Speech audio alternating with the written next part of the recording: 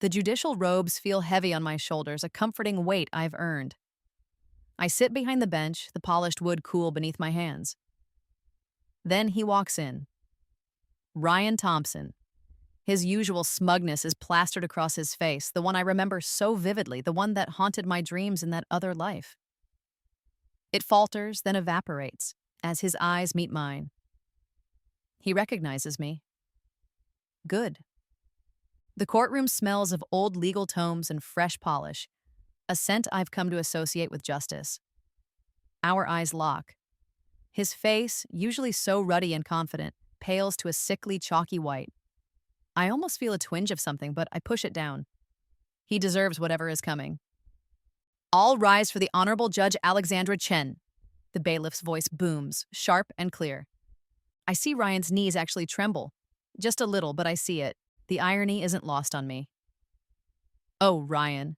In that life you so carelessly destroyed, you and your buddies placed bets, didn't you? You bet I'd fail the bar exam a second time. Laughed about it. Now, here I am, reborn. And I'm the judge, his judge, presiding over his corruption trial. The universe has a funny way of balancing the scales. It all came back in a rush 10 years ago. Or, well, 10 years in the past, from my perspective now. One moment I was gone. The next I was waking up, gasping, the metallic tang of fear sharp in my mouth, coating my tongue, my heart hammered against my ribs like a trapped bird. I was in my old student apartment, the one before law school, before everything. The memories, his betrayal, the soul-crushing weight of my failure, the depression that had swallowed me whole, and then the final, desperate act. All of it, crystal clear, seared into my mind, a second chance. The thought was terrifying, exhilarating. Early morning light, thin and gray, streamed through the threadbare curtains. The same curtains. The same cramped space I once shared with Ryan. We were lovers then, or so I thought. My fingers, trembling slightly, traced the faded notes from my first disastrous attempt at the bar exam. They were still there, on the cheap particle board desk. I could feel the familiar, slightly rough texture of the paper, a phantom echo of the hopelessness it once represented. My phone buzzed on the nightstand. A text. Ryan, coffee before class? Let's go over those torts outlines. My breath hitched. This was it. This was the day. The day he first smiled, that predatory smile, offered to help me study. The day his sabotage began, subtle at first, then blatant, cruel. The beginning of the end in my first life. Not this time. The campus coffee shop was noisy, filled with the usual pre-class chatter. The air was thick with the cloying smell of burnt coffee and something 2 sweet caramel lattes, probably. And his cologne. That expensive, overbearing scent he always wore. It mixed unpleasantly in my nostrils, a warning. Alex, over here. He waved, that easy, charming smile already in place, the one that had fooled me so completely before. I walked over, my steps measured. Hey, Ryan. So, torts, right? He began, after the usual pleasantries. I was thinking we could be study partners, keep each other on track. I aced Professor Davies' undergrad class, remember? He offered it just like before. His smile seemed genuine, eager to please. But his eyes, this time, I saw it. The coldness. The flicker of something calculating that never quite reached them. In my previous life, I'd been too besotted, too trusting to notice. As we talked, or rather as he talked, outlining his grand plans for our mutual success, I saw other things too. The way his gaze lingered a little too long, a little too possessively, when another male student from our ethics seminar paused to say hello to me. The slight, almost imperceptible tightening of his jaw when I mentioned my own ambitions. My desire to not just pass, but to excel. To make a name for myself. He wanted a partner, yes, but one he could control, one who wouldn't outshine him. That sounds like a good idea, Ryan, I said, forcing a small, grateful smile. The words felt like ash in my mouth. The weight of what I knew, what he would do, what they all would do, sat heavy in my stomach, a cold, hard knot. But I needed this. I needed to be close. I needed to understand why. Why me? Why such casual, devastating cruelty? He beamed, that false sunshine bright enough to hurt my eyes. Great. It'll be great, Alex. We'll nail this. My phone vibrated on the table, a calendar alert I'd set the moment I woke up in this past. Bar exam registration, 3 years away. A chill, sharp and sudden, raced up my spine, despite the stuffy heat of the coffee shop. The countdown had begun. This time, I would be ready. This time, I wouldn't just survive, I'd win. It wasn't just Ryan. That was the bitterest pill to swallow, remembering. It was a whole constellation of smiling faces, people I'd trusted, loved even. Ryan, my boyfriend, the charmer with the hidden agenda. Melissa, my supposed dead best friend, always ready with a sympathetic ear and a sharp little knife for my back. Professor Winters, my mentor, the esteemed academic who guided me with one hand and tripped me with the other. And Diana, my older sister Diana. That was the one that still twisted something vital inside me. I'm at Diana's townhouse. Family dinner. The place always smells expensive. Tonight it's rosemary chicken, her signature dish. The aroma usually makes my mouth water, but tonight it's just a cloying mask over the thick, unsaid tension in the room. I'd mentioned my new structured study plan for law school, my determination to get into a top-tier program. That's ambitious, Alex, Diana said, her voice smooth as silk, but with an edge I now recognized. She subtly undermined every point, couching her criticism in concern. Especially after, well, we just want you to be realistic. Her husband, Frank, a partner at some soulless downtown firm, shot her a quick, knowing glance. He's all polished surfaces and empty reassurances. Your sister's right, Alex. Don't burn yourself out. The clink of their expensive wine glasses punctuated the conversation. Diana raised hers. To realistic expectations, she said, her eyes meeting mine, a little too bright. It felt like she was pressing on the old wound, the phantom pain of my bar exam failure from the life before. Later, I pretended to go to the bathroom. Her voice drifted from the study, low and confidential. She was on the phone. No, Professor Winters, I just don't think she's up to it. Her mental state is still so fragile, she simply can't handle another disappointment like that. We have to be mindful. Fragile? Disappointment? The words were daggers. My own sister. Our favorite bar. Or what used to be. The Gilded Mug. Cheap beer, sticky tables, and the kind of dim lighting that encouraged bad decisions. I sat in a dark corner booth, baseball cap pulled low, nursing a soda water.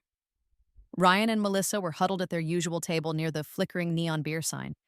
It cast an eerie, sickly glow over their faces as they leaned in close, conspiring. Look, all I'm saying, Melissa's voice was a low murmur, but I'd learned to listen, really listen this time, is that if she's too busy with, us, she gestured vaguely between herself and Ryan, then she won't have time to obsess about studying. Keep her occupied, relationship drama. It works every time. The sticky residue of spilled beer on my table suddenly felt like the disgust coating my throat.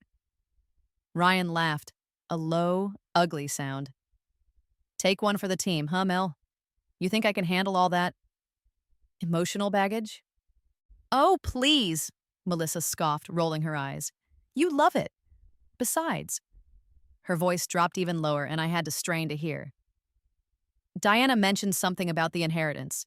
If Alexandra doesn't perform, it could make things easier for everyone. A waitress, young with tired eyes, delivered their drinks.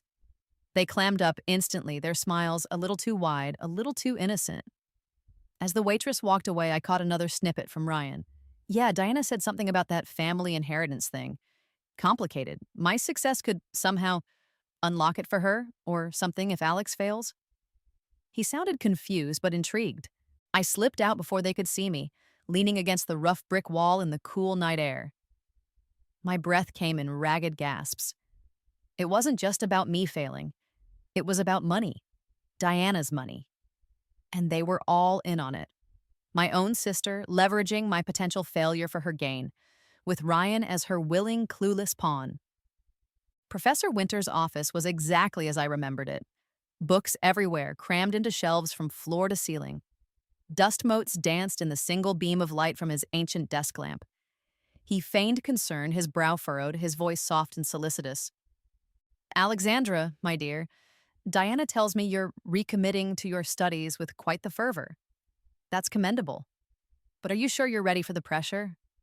After last time? He let the sentence hang, the unspoken reference to my bar exam failure echoing in the quiet room. I mentioned the family trust fund. Casually. How access to my full inheritance was contingent on passing the bar or waiting until I was 35. Just a small detail. But I saw it. The subtle shift in his eyes, the way his fingers tightened just for a second on the expensive fountain pen he was fiddling with. Ah, yes, the estate, he murmured, his pen scratching against a pristine legal pad. Your father was very particular, perhaps some special tutoring then. Just you and I. We can go over the more complex material. Ensure you're truly prepared this time. The same offer, the same arrangement that, in my past life, had led to him accidentally withholding crucial study materials, misdirecting my focus, subtly undermining my confidence with his expert advice. The leather of his chair creaked as he leaned forward, his voice dropping to a conspiratorial whisper. Diana is very concerned, about your mental health. Another failure. It could be devastating for you. We all want what's best for you, Alexandra. My eyes drifted to the framed photo on his desk. Him and my father, younger, smiling, arms slung around each other's shoulders at some law school event. My father had trusted this man, implicitly. A connection I'd never fully appreciated, never fully questioned. Until now, he wasn't just a mentor, he was a gatekeeper. The county records office was cold, smelling of musty old paper and stale coffee. The fluorescent lights hummed, a monotonous soundtrack to my late-night search. My fingers, clumsy with a mixture of dread and adrenaline, flipped through brittle pages, scanned microfiches until my eyes burned, and then I found it. The executor agreement for my parents' estate, clear as day in dense legalese. Professor Alastair Winters, co-executor, alongside my sister, Diana Chen. Their control was absolute until one of two conditions was met. Either I, Alexandra Chen, passed the bar examination, or I reached the age of 35. The truth hit me with the force of a physical blow, sickening clarity. My failure wasn't just a casual benefit to them, it was a financial imperative. Diana continued to draw her substantial executor's fee year after year. Professor Winters maintained his grip on our family's not insignificant legal holdings and investments, a position of quiet power and influence. And Ryan, he was their useful idiot, promised, what? A piece of the pie through his connection to Diana? Influence? It didn't matter. They all benefited from my continued failure. The metallic taste of betrayal, so familiar now, filled my mouth again. I dug deeper. Financial statements, asset reports. Diana had been systematically liquidating certain assets, moving funds, all perfectly legal under the terms of the executorship, but all dependent on me not having a say, on me being kept out. Rain began to patter against the grimy windows of the records office, a mournful sound. I leaned my head against the cool glass, the pieces clicking into place, forming a grim, ugly picture.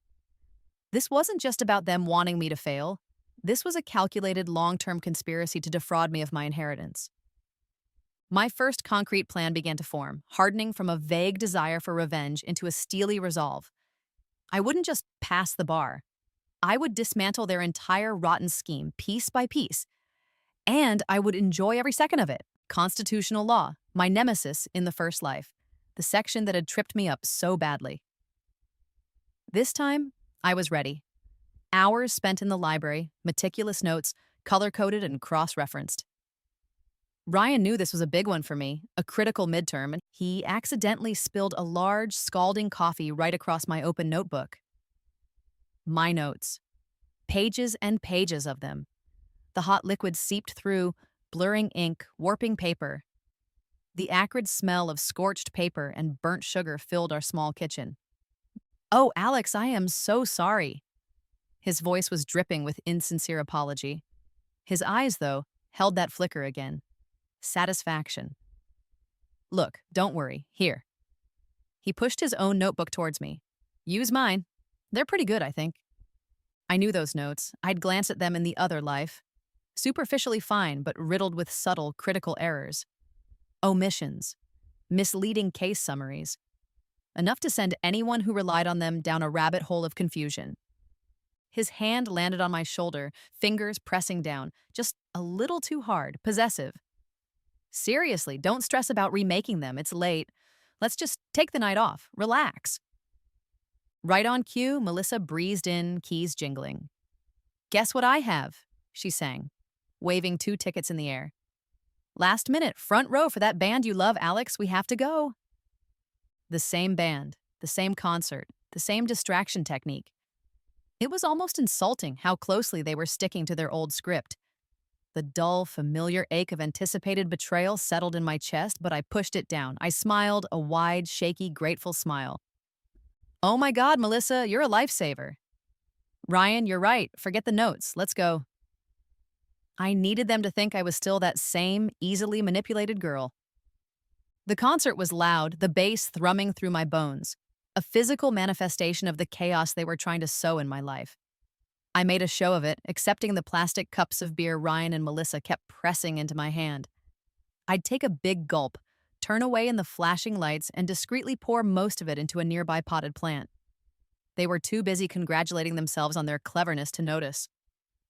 The next morning, I feigned a monumental hangover, curled under the blankets in our shared apartment, moaning softly whenever Ryan was in earshot. I heard him on the phone with Melissa, his voice smug. Yeah, she's completely wrecked, total write-off. No way she's pulling anything together for that con law exam tomorrow. Barely coherent. He chuckled. Through half-closed eyelids, I watched him. He tiptoed closer, phone in hand. Click. The flash left spots in my vision. He was photographing me, my sleeping, hungover form.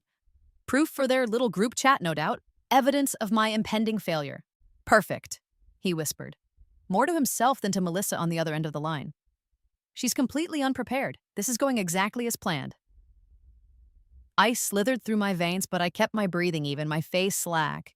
That evening, when Diana called, her voice laced with that false, saccharine concern, I put on a tearful performance. I don't know what to do, Diana. I ruined my notes. I feel awful. The exam is tomorrow. I think I'm going to fail. I just know it. I let my voice crack, a few well-placed sobs for effect. Oh, darling, she cooed. Don't worry yourself sick. Just do your best. Some things just aren't meant to be. The message was clear. Word of my impending doom would now be efficiently disseminated to all interested parties. Let them celebrate. Their victory would be short-lived. Midnight. The law library was hushed, only the soft hum of the ventilation and the occasional rustle of turning pages breaking the silence. The glow of my laptop screen illuminated my face, my expression grimly determined. I was finalizing the details with Dr. Ramirez, a renowned constitutional law tutor from a rival university. A discreet arrangement, expensive but worth every penny. My fingers flew across the keyboard, not just researching obscure precedents, but also crafting an elaborate digital breadcrumb trail for Ryan to discover. Fake social media posts about late-night parties I never attended. Check-ins at bars I'd only driven past. Downloads of movies and TV shows, timestamped to look like I was binge-watching instead of studying. All designed to reinforce their narrative of my imminent collapse. My real notes, the pristine, coffee-stain-free replacements, were hidden ingeniously. Tucked inside the glossy pages of fashion magazines Vogue, Harper's bizarre publications neither Ryan nor Melissa would ever dream of opening. My secret study sessions happened at dawn in a tiny, rented cubicle at a 24-hour co-working space miles from campus. I even orchestrated a phone call, a loud, supposedly panicked conversation with a study buddy. Actually a prepaid burner phone I was calling myself, deliberately timed for when I knew Diana was dropping by Ryan's apartment unexpectedly. I wailed about how confused I was, how I couldn't grasp the preamble, how doomed I felt. I saw the flicker of satisfaction in Diana's eyes as she accidentally overheard.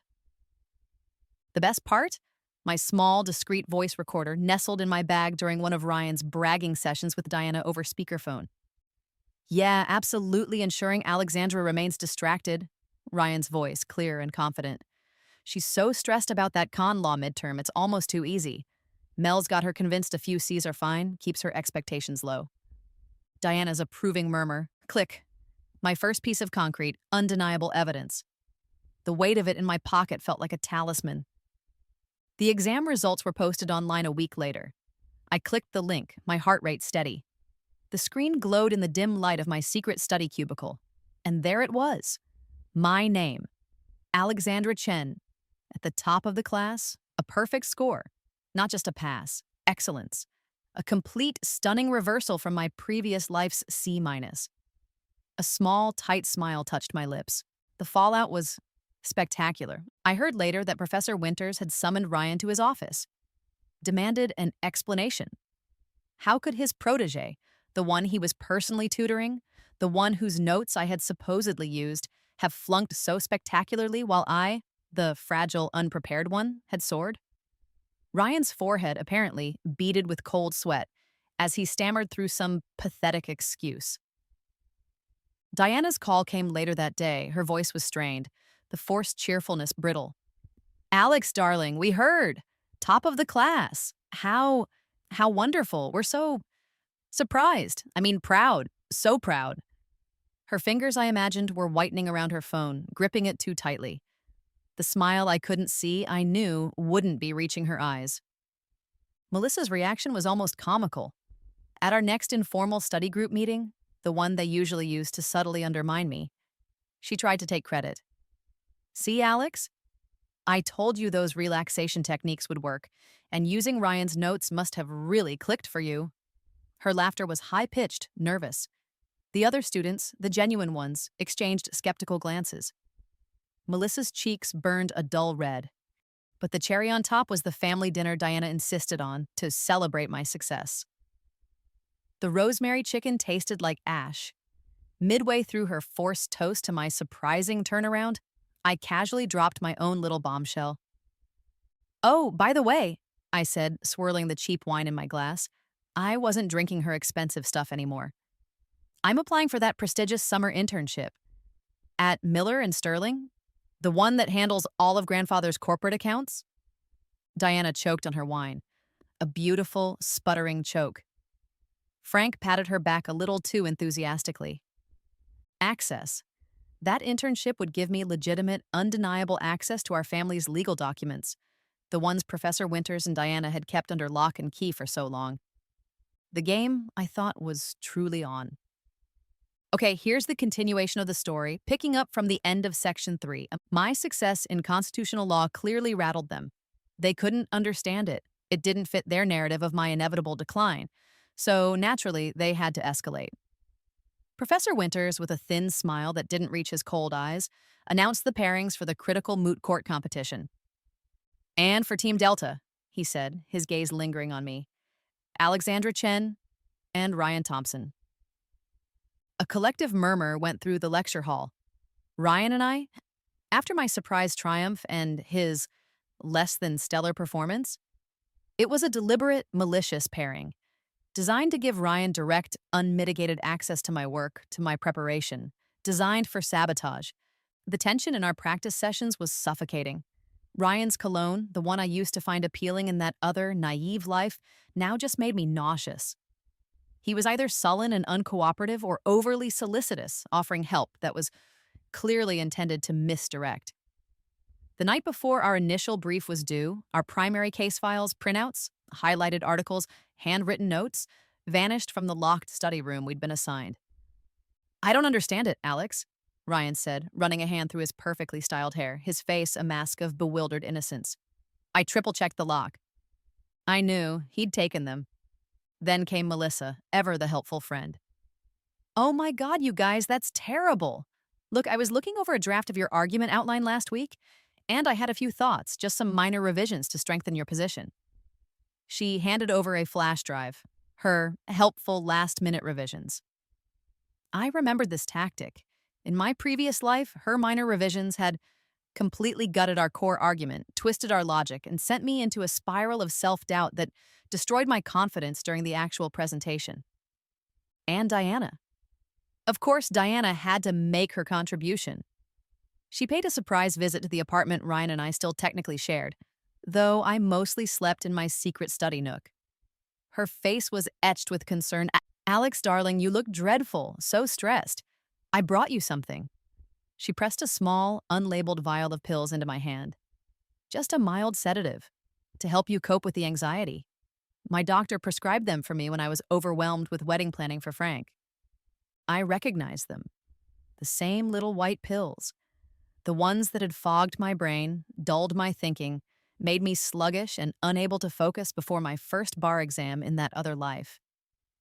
The familiar sensation of panic tried to rise in my chest, cold and sharp. I could see their plan unfolding, the template of my destruction laid bare. But this time, I wasn't just a victim walking into their trap. This time, I knew the blueprint. I had to let them think they were winning. It was the only way. "Oh, Diana, thank you," I whispered, my hand trembling convincingly as I took the vial. I think I really need these." Later, I flushed them down the toilet one by one. My performance of increasing anxiety became a masterpiece. In study groups, I'd stumble over case names. My arguments would meander. My voice would shake. Melissa would watch, a predatory gleam in her eyes, then swoop in with her simplification strategies, dumbed-down versions of arguments that would be laughed out of any real courtroom. I'd nod gratefully, looking thoroughly defeated. I scheduled a meeting with Professor Winters, sat in that leather chair in his oppressive, book-lined office, the one that always creaked under the weight of his pronouncements. "Professor," I began, letting a carefully constructed vulnerability seep into my voice. I'm not sure I can do this. The moot court. Ryan is... Well, we're not gelling. And after what happened with the con law notes, I'm just so worried about letting the team down." I let a tear escape, tracing a path down my cheek. His expression was a perfect blend of feigned sympathy and barely concealed satisfaction. Now, Alexandra. We all have setbacks. Perhaps this is a valuable learning experience in managing team dynamics under pressure. Ryan, of course, reported my deterioration back to the cabal. He found me one evening seemingly asleep at my desk, surrounded by scattered, incomplete notes, an empty coffee cup, the picture of academic despair. His phone camera clicked softly in the dim light. Click, click. More evidence for their gleeful group chat. My breakdown was proceeding on schedule. The gossip mill on campus went into overdrive. Whispers followed me down the hallways that always seemed to smell of floor wax and a peculiar blend of ambition and anxiety. Chen's cracking. Heard she's a mess. Thompson's carrying the whole moot court team. Let them talk. Let them believe. Their overconfidence was my greatest weapon. While they were busy celebrating my apparent demise, I was working. Late nights, not in the campus library, but in a brightly lit, anonymous 24-hour coffee shop across town. The bitter espresso was my fuel. My collaborator, David Lee, the star debater from a competing law school. He owed me a big favor from our undergrad days. I'd covered for him during a particularly messy situation involving a plagiarism accusation and a dean's daughter. Now it was time to call it in. The smooth, premium-grade paper felt good beneath my fingertips as I meticulously prepared 2 complete sets of legal arguments for the moot court. Set A, the decoy. Thorough but with easily exploitable flaws, subtle misinterpretations of key precedents.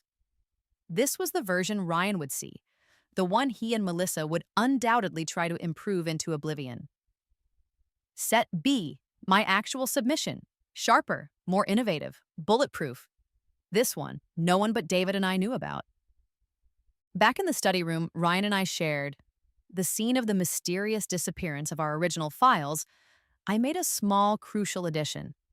A tiny, wide-angle camera, no bigger than a button, tucked away on a high shelf, hidden behind a row of dusty, seldom-used legal encyclopedias. Its little red recording light, covered with a pinprick of black tape, was invisible. It captured everything.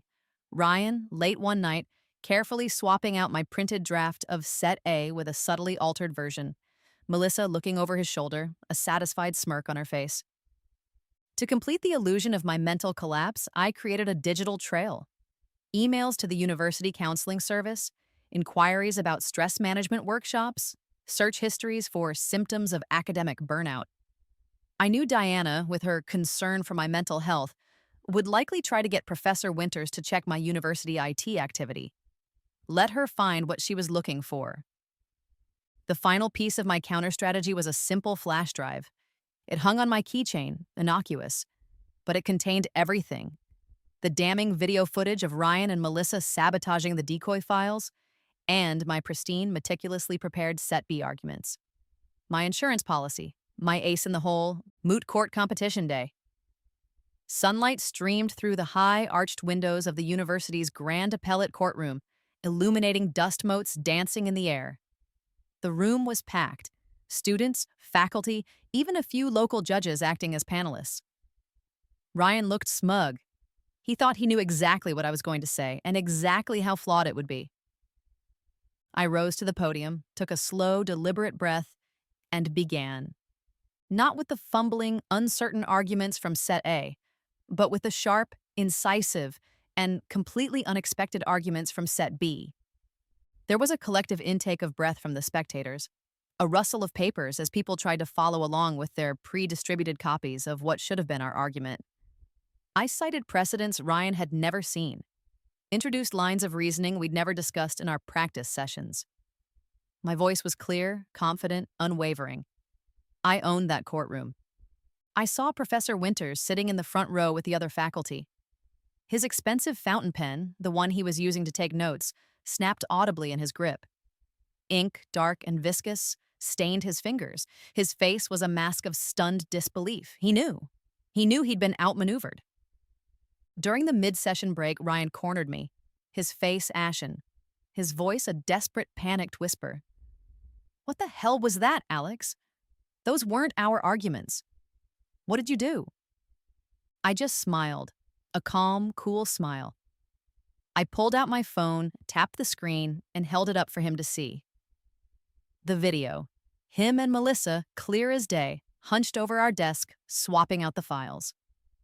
His eyes widened in horror, the color drained completely from his face. "You wouldn't," he breathed. "Wouldn't I?" I replied softly. Our team, of course, won the competition. Decisively. The camera flashes were blinding as I accepted the winner's trophy, the cool metal heavy in my hand. I could see them in the background of every shot. Ryan, Melissa, Professor Winters. Their smiles strained, forced, their eyes filled with a mixture of fury and dawning fear. My fingers gripped the trophy so tightly my knuckles whitened. Round 2. To me, 2 months, 2 short months before the bar exam. The timing was almost morbidly predictable. Ryan chose a trendy new restaurant, all muted lighting and hushed conversations, the kind of place designed for grand gestures. His voice was honey sweet, a practiced, cloying sincerity I now saw right through. "Alex," he began, taking my hand across the table, his thumb tracing circles on my knuckles. "We've been through so much. Law school, the competitions, you. You're incredible." He slid off his chair, down onto one knee. A collective gasp, quickly stifled, rippled through the nearby tables. From his pocket, he produced a small velvet box. Snap. Inside, a diamond ring glittered, catching the candlelight. It was ostentatious, much larger than anything I would have chosen for myself. His eyes, when he looked up at me, weren't filled with love.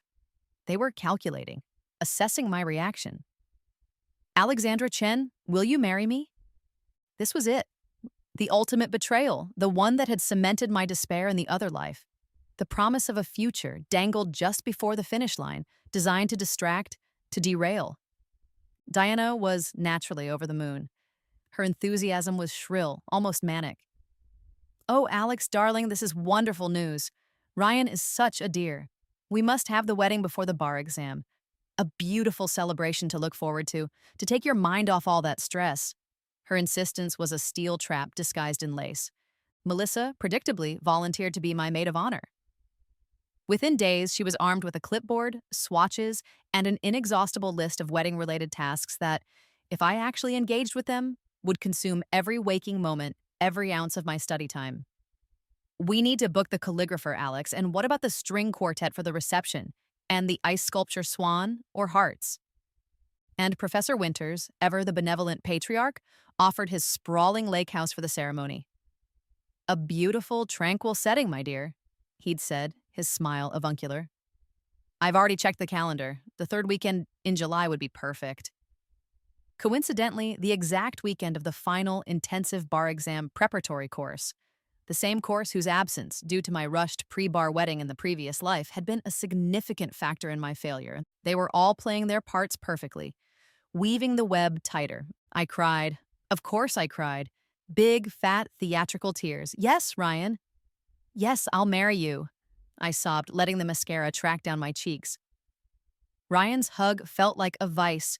Melissa, who'd conveniently been dining at a nearby table with some friends, rushed over to capture the moment on her phone. The photos, I knew, would be swiftly circulated among their delightful little group. Proof of my emotional capitulation, my vulnerability. The charade continued. Wedding magazines, glossy and aspirational, replaced my bar exam prep books on my desk whenever Diana made one of her surprise "let's plan" visits. I'd leaf through them with feigned enthusiasm, discussing color palettes and floral arrangements until my head spun. Melissa presented increasingly elaborate, time-consuming wedding plans. Destination bachelorette parties. Multiple dress fittings. Complex seating charts.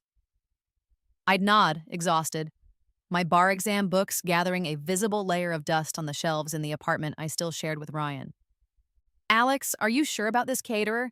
Their canapes are a little pedestrian," she'd say, tapping her pen against her clipboard. "Whatever you think is best, Mel," I'd sigh, rubbing my temples. My brain is just too full of wedding stuff. Professor Winters, during a friendly check-in, suggested I lighten my remaining academic load.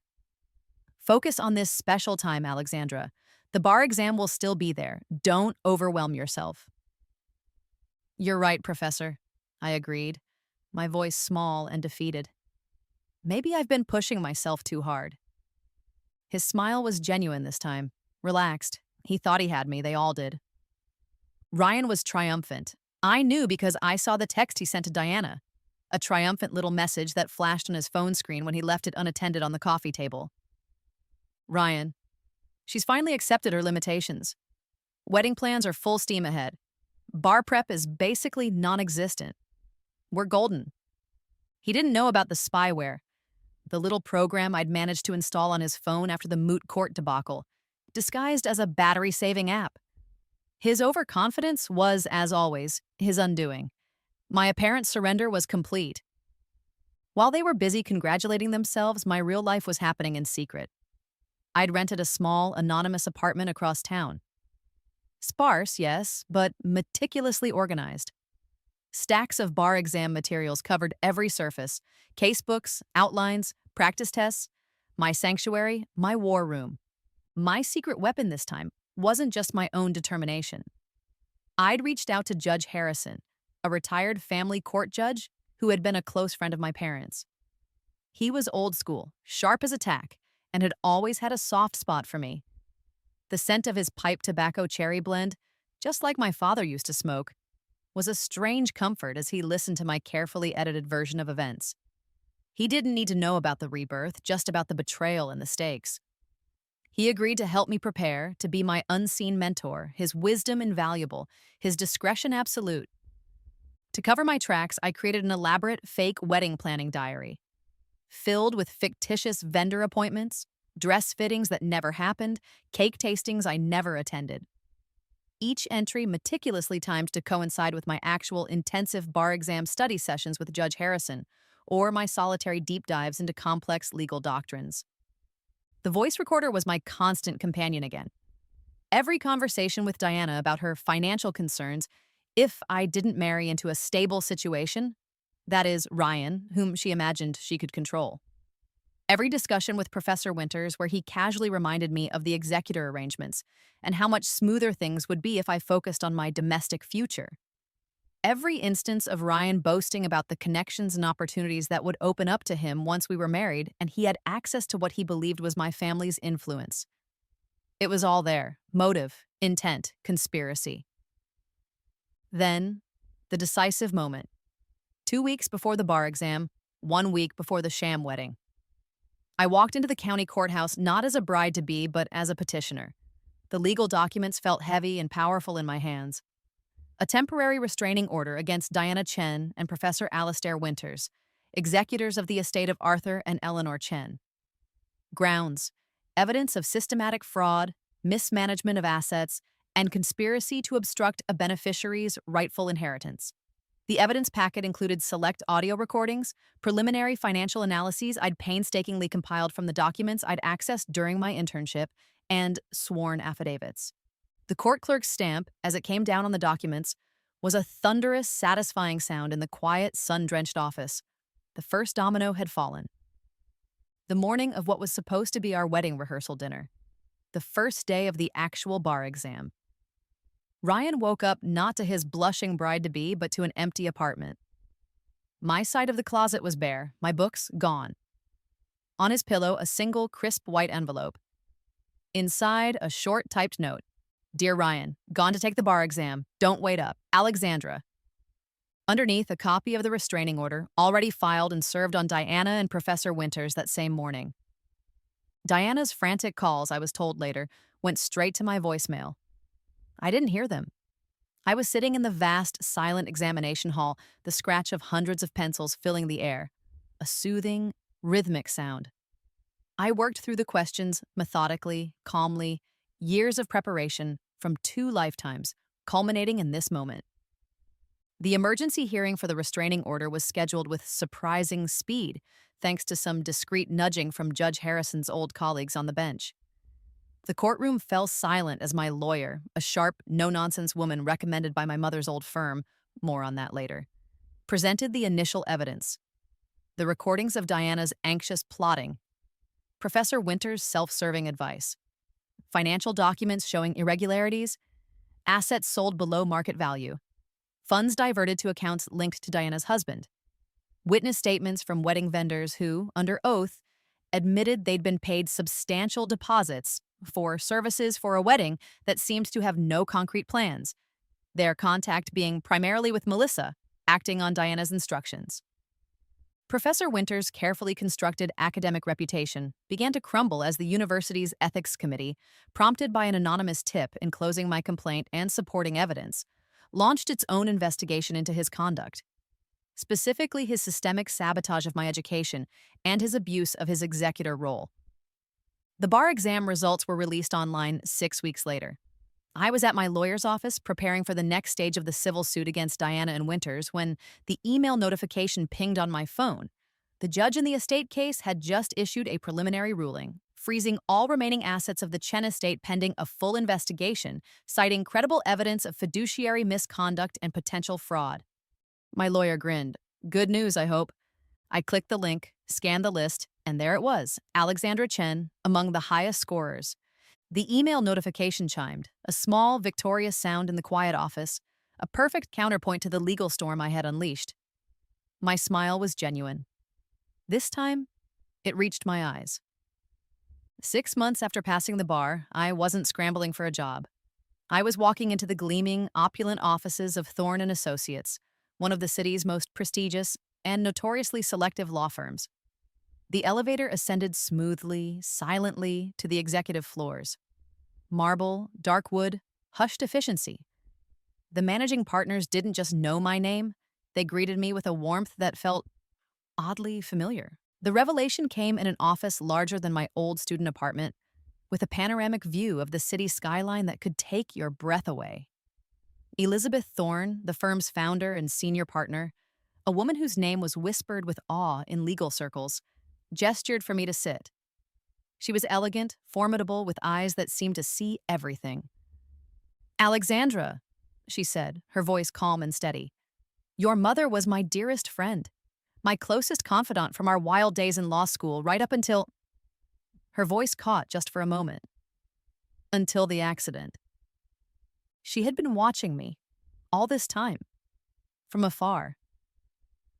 After my parents' death, she'd tried to intervene, concerned about Diana's volatile nature and Professor Winters' surprising level of control. But Diana had skillfully blocked her, portraying her as an interloper, questioning her motives. So Elizabeth had watched and waited, and gathered evidence of her own, not just about the estate, but about my parents' death.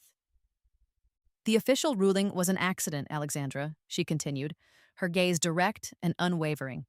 Brake failure on a mountain road. But your mother, Eleanor, was a meticulous woman.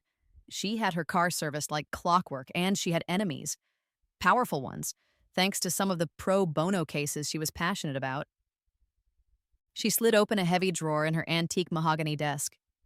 Inside, nestled amongst neat files, was a single silver USB drive. This, Elizabeth said, her voice dropping, contains security footage. Grainy, indistinct, but damning. Meetings between Diana, Professor Winters, and several men I haven't yet been able to identify. Highly suspicious men. In the weeks leading up to your parents' fatal crash.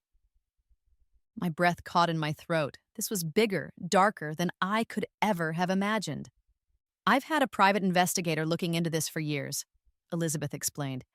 But I needed you to be free. Free of their influence. Strong enough to handle the truth before I brought you into it.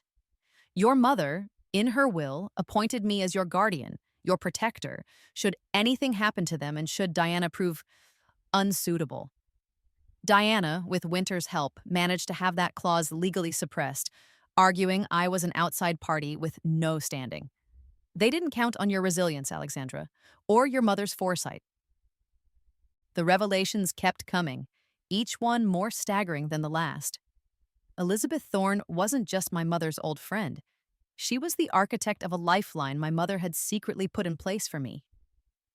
Your mother was no fool, Alexandra, Elizabeth said, a fond, sad smile playing on her lips. She suspected Diana's greed, even back then. And she worried about Frank, Diana's husband, his ambition, his less than savory associates. She explained that my mother had created a secondary trust, completely separate from the main Chen estate, managed independently by Elizabeth's firm and utterly untouchable by Diana or Professor Winters. Its existence was a closely guarded secret. The activation of this trust, Elizabeth continued, her eyes twinkling now, wasn't contingent on you passing the bar or reaching a certain age. Your mother was more creative than that. It was contingent on one thing, you demonstrating, and I quote, the courage to stand against injustice and the strength to reclaim what is rightfully yours, regardless of the opposition. My fight against Diana and Winters, my refusal to be their victim a second time, had unknowingly fulfilled the condition. Later, Elizabeth took me down to a vault deep beneath the firm's skyscraper. Bank vault chic. Cool, dry air, and the soft hum of climate control. There, in a secure deposit box, were my mother's personal journals, leather-bound, filled with her elegant, familiar script. Page after page detailed her growing suspicions about Diana's husband, Frank, his shady business dealings, his possible connections to organized crime. She'd been slowly, carefully gathering evidence, trying to protect the family assets from his reach. Her death had stopped her. I was the one who found you, Alexandra, Elizabeth said softly, her hand briefly resting on my arm. After your attempt, in your first life. My eyes shot up to hers, wide with disbelief. She just nodded, a profound sadness in her expression. How you came back, how this second chance happened, that I cannot explain. It's beyond my understanding, a miracle perhaps, or something else. But when I realized you were back, still in your student days, I knew I had to honor Eleanor's wishes, but also let you find your own strength first. She was my silent protector through both lives. She then presented me with a series of account statements. My fingers trembled as I scanned the figures. The numbers blurred. It was a fortune. More wealth than Diana had ever dreamed of controlling, more than Winters could ever have siphoned off. My mother, it turned out, had been a very shrewd investor, and Elizabeth had managed the secret trust brilliantly. It wasn't just a safety net, it was an empire. Armed with this newfound strength, the resources of my mother's secret trust, and the formidable legal backing of Elizabeth Thorne, I moved, swiftly, decisively. I filed a comprehensive, multi-pronged lawsuit against Diana, Frank, Professor Winters, and several of Frank's known associates, implicated by my mother's journals and Elizabeth's investigator. racketeering, fraud, conspiracy, wrongful death.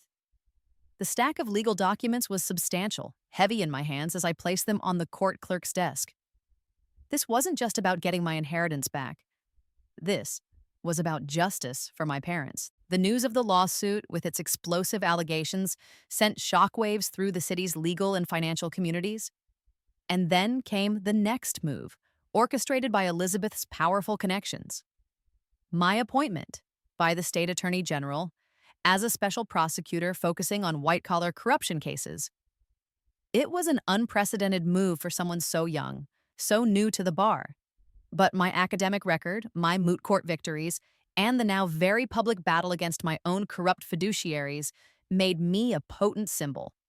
It also placed me in direct professional opposition to Ryan's new law firm, a mid-tier outfit that specialized in defending exactly the kind of white-collar criminals I was now tasked with prosecuting. The irony was delicious.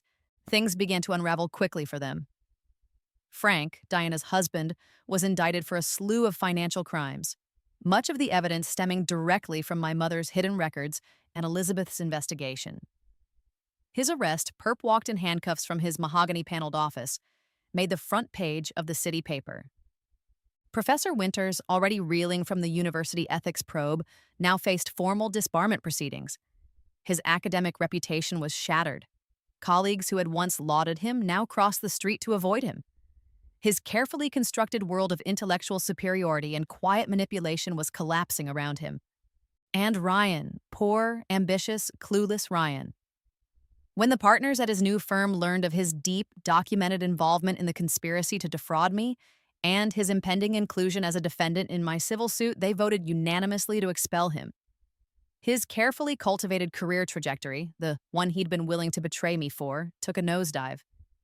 Mine, conversely, was ascending like a rocket. Checkmate. 3 years.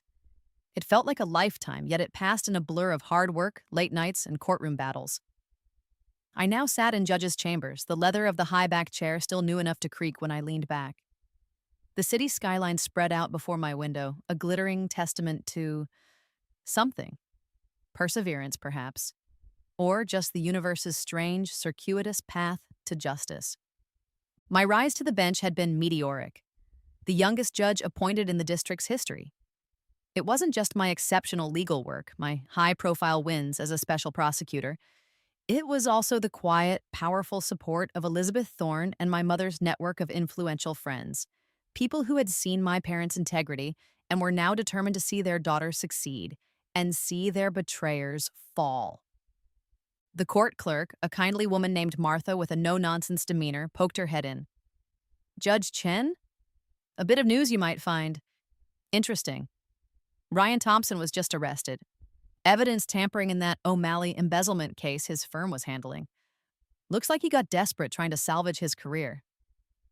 I nodded slowly. Desperate men do desperate things. Ryan had never learned. Through my chamber's window, I saw Diana. She was leaving a building across the street, her lawyer by her side. Her deposition in my ongoing civil suit.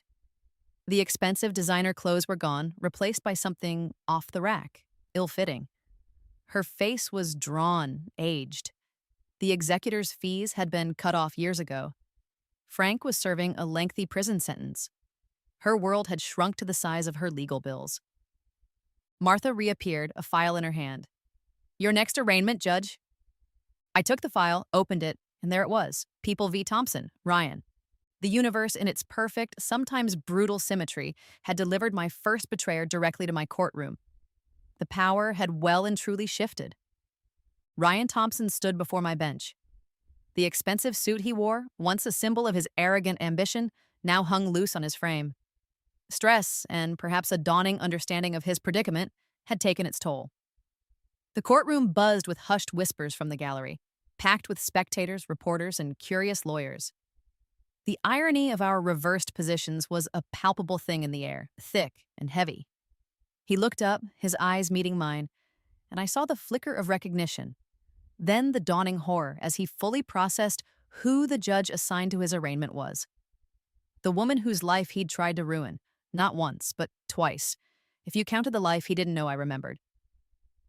His lawyer, a flustered public defender who looked out of his depth, immediately, almost reflexively moved for my recusal. Your Honor, given the, uh, past personal history between yourself and my client, he stammered, shuffling his papers. I let the silence stretch for a moment before speaking, my voice calm, measured. Counselor, I refer you to the Ethics Committee ruling, a copy of which was provided to both prosecution and defense this morning. Full disclosure of all past connections was made by myself to the committee upon learning of Mr. Thompson's case being assigned to my docket. They found no grounds for recusal given the extensive passage of time and the nature of the current charges, which are unrelated to any prior personal interactions. The lawyer's face fell. He had no counter. He sat down, defeated. The courtroom windows cast long, dramatic afternoon shadows across the polished floor. During a brief recess before the formal plea, Ryan was allowed to approach the bench, his lawyer hovering nervously beside him. Alex. Judge Chen, he whispered, his voice hoarse, desperate. The swagger was gone, replaced by a raw, pleading fear. Please, you can't do this. There has to be some mercy. His confession, the one I'd waited a lifetime or two to hear, spilled out in a torrent of panicked words. It was Diana. She orchestrated everything all those years ago. She threatened my career, my prospects. If I didn't help her keep you distracted, keep you from passing the bar. She said it was for your own good, that you couldn't handle the pressure.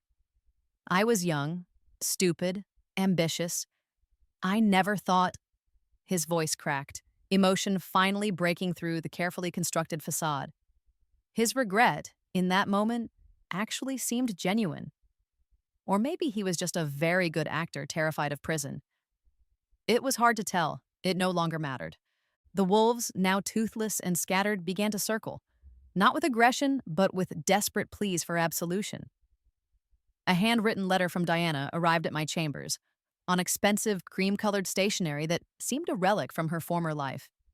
It was filled with rambling justifications, painting herself as a victim of circumstance, of financial desperation after our parents' sudden death. Maintaining her lifestyle, she wrote, had required continued access to the estate funds, and my success, my independence, had threatened that. Her words, meant to elicit sympathy, rang hollow, a pathetic excuse for years of calculated cruelty. There was no real apology, just a litany of her own perceived sufferings. Professor Winters requested a meeting. We met in a sterile, impersonal conference room at the nearly deserted university campus during a semester break. He looked diminished. The imposing figure who had once held so much sway over my academic future was now just a stooped old man, his eyes haunted. He offered a full confession, a detailed account of his role in the conspiracy, his manipulation of the estate, his academic sabotage. In exchange, he wanted my support in retaining his pension, a letter to the disbarment committee, attesting to his cooperation. He was bartering his soul for a comfortable retirement. Melissa. She ambushed me outside the courthouse one rainy afternoon, her usually perfect hair plastered to her head, mascara streaking her cheeks. She sobbed, a torrent of words about how she'd been manipulated by Diana and Ryan, how she never understood the full extent of their plans, how she was just trying to be a good friend, to protect me from disappointment. She claimed she was a victim too. Her tears, once a tool of manipulation, now just seemed wet. One by one they came, apologies wrapped in excuses, pleas for forgiveness intertwined with self-serving justifications. Their desperation was a palpable thing, a rank odor of fear and regret as their professional and personal lives disintegrated under the weight of public scrutiny and legal consequences. They wanted me to make it stop. They wanted absolution. They wanted the Alexandra they had known, the one they could easily manipulate to reappear and make it all go away. Ryan's sentencing hearing arrived. The courtroom was packed again. The jury had returned a swift guilty verdict on all counts of evidence tampering and obstruction of justice. He stood at the defendant's table, his shoulders slumped, his eyes fixed on me, filled with a silent, desperate plea. His lawyer made an impassioned appeal for leniency, citing Ryan's youth at the time of our shared history, his subsequent remorse, his potential for rehabilitation. Ryan himself, when asked if he had anything to say, simply whispered, "I'm sorry, Alex, for everything." My voice, when I addressed him, was steady, devoid of the anger and pain that had once consumed me. I acknowledged our past, briefly, factually. "Mr. Thompson, the court recognizes the defendant's expression of remorse. However, the crimes for which you have been convicted are serious offenses against the integrity of our justice system." I then delivered the sentence, the full term allowed under the sentencing guidelines. No more, no less. Justice, not revenge. The gavel fell with a decisive crack. Diana's settlement offer for the civil suit arrived on my desk a week later. The financial terms were surprisingly generous, almost everything I had initially sought. But there was a condition, buried in the fine print. I would have to agree to drop all further investigation into our parents' deaths, to publicly state that I believed their deaths were, indeed, a tragic accident. My response, conveyed through Elizabeth Thorne, was a single, unequivocal word: no. The truth about my parents was not for sale. Professor Winter's assistant hand-delivered a thick envelope. Inside, a cashier's check for a significant sum, a purported return of all executor fees he had ever received, and a lengthy, notarized statement detailing Frank's and Diana's roles in the financial fraud, even hinting at their anxieties surrounding my mother's private investigations before her death. He offered this in exchange for my support of his pension claim and a quiet word to the disbarment committee. My response was a simple, almost imperceptible headshake to Martha when she asked if I needed to draft a reply. Some betrayals were beyond transactional repair. Melissa's tearful, incoherent voicemails continued for a while. "Alex, please. I just want to talk. I miss my friend. Can't we just—" Eventually, they stopped. Her pleas for forgiveness, for a return to a past that never truly existed, were met with the only answer I had left for her: the silence of an unreturned call, an automated message that would be her only solace from me. 1 year later, I stood on the balcony of the small, unpretentious coastal home I'd bought with a portion of the funds from my mother's secret trust. The ocean breeze, cool and salty, tugged at my hair, carrying away the last vestiges of bitterness, the lingering shadows of a past I had finally, truly laid to rest. Waves crashed against the shore below, a timeless, soothing rhythm. The sun was setting over the water, a spectacular blaze of orange, pink, and gold, its reflection creating a shimmering path that seemed to lead towards an infinite, peaceful horizon. My mother's journals rested on a small wicker table nearby, their pages softened with reading. I understood her now, not just as a mother, but as a woman, strong, principled, and fiercely protective. Her wisdom, her quiet courage still guided me, a comforting presence even beyond her life's premature, tragic end. My phone chimed softly. A text message from Elizabeth Thorne. "It's done, Alexandra. Frank Highest confessed fully. Implicated everyone involved in your parents' accident. The DA is moving forward with new charges. Justice. Finally. Eleanor and Arthur can rest now. And so can you." A single tear traced a path down my cheek, but it wasn't a tear of sadness or anger. It was release. I breathed deeply, the salt air filling my lungs clean and sharp. I looked out at the endless ocean, at the fading light.